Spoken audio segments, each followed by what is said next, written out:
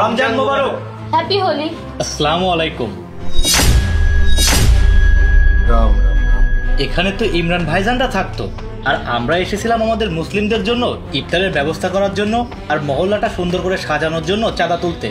না, এখানে কোনো ইমরান ভাইজান নামে কেউ থাকে না, এখানে আমরা থাকি। আর আপনারা দেখতে পাচ্ছেন না আমরা হিন্দু, আমাদের এখানে কোনো রমজান পালন হয় না। চলে যান এখান থেকে।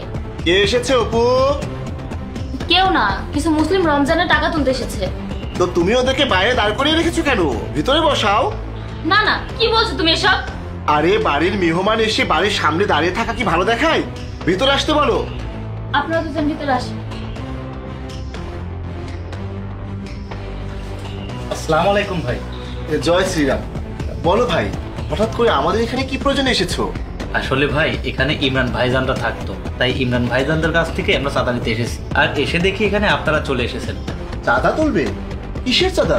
আসলে আমাদের মুসলিমদের মাঝে এখন রমজান মাস চলছে, আর এই রমজান মাসে আমরা গরিবদের মাঝে ইফতার বিতরণ করব আর মহল্লাটাকে সুন্দর করে সাজাবো, এই জন্য চাঁদা তুলে বেড়াচ্ছি।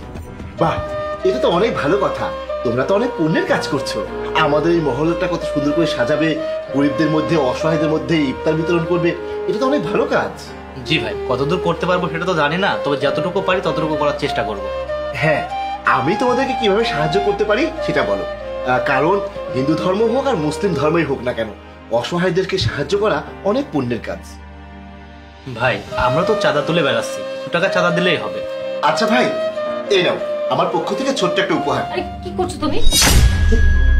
ভাই টাকাগুলোর পরিমাণ একটু বেশি হয়ে যাচ্ছে না?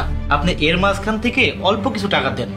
না ভাই, আমাদের এখান থেকে যেটা একবার দানে চলে যায় সেটা আমরা আর ফেরত নেই না। আমি এটা খুশি হয়ে দিয়েছি যাতে তোমরা তোমাদের উৎসবে এই মহল্লাটাকে অনেক সুন্দর করে সাজাতে পারো আর গরিব অসহায়দের মাঝে ইফতার বিতরণের ব্যবস্থা করতে পারো। কারণ তোমাদের মাঝে রমজান মাস আসুক আর আমাদের মধ্যে হোলি, আমি মনে করি দুটো উৎসবই আমাদের সবার কাছে সমান পবিত্র। আর চাঁদার টাকা নিয়ে তোমরা টেনশন করো না। আমার এই মহল্লাতে যত পরিচিত লোক আছে আমি সবাইকে বুঝিয়ে ভালো করে বলে দেবো যাতে একটু ধরিয়ে বেশি করে চাঁদা দেয়। ভাই আপনাকে অনেক অনেক ধন্যবাদ। আপনার মতো মানুষ যদি পৃথিবীতে থাকতো সব জায়গায়, তাহলে আজকে জাতপাত নিয়ে এত ভেদাভেদ হতো না, হিংসা বিদ্বেষ এত দণ্ড হতো না, আমরা সবাই মিলেমিশে বাস করতে পারতাম। হ্যাঁ ভাই, সেটাই তো। ধর্ম ধর্মের জায়গায়, মানুষ মানুষের জায়গায়। আমরা বেজাতি ধর্ম বলে যে তোমাদের সাথে কথা বলতে পারবো না, মিলেমিশে থাকতে পারবো না, সেটা তো নয়, তাই না? ভাই আপনার চিন্তা ভাবনা আসলেই অনেক সুন্দর। আজকে তাহলে আসি, অনেক বাড়িতে এখনো চাঁদা তুলতে হবে। ঠিক আছে ভাই, যাক, তোমাদের উৎসবে আমরাও অংশ নিব।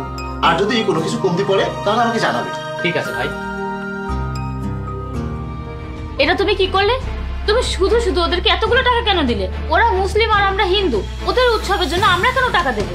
দেখো অপু, জাত পাতের ভেদাভেদ বলতে কিছু হয় না।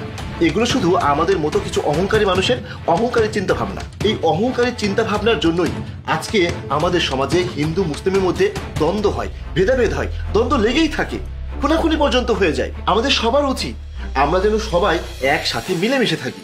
শোনো, ধর্ম বিবেচনা করে না, মানুষের বিপদে কিন্তু মানুষই আগে এগিয়ে আসে। হ্যাঁ, এটা তুমি একদম ঠিক বলেছো।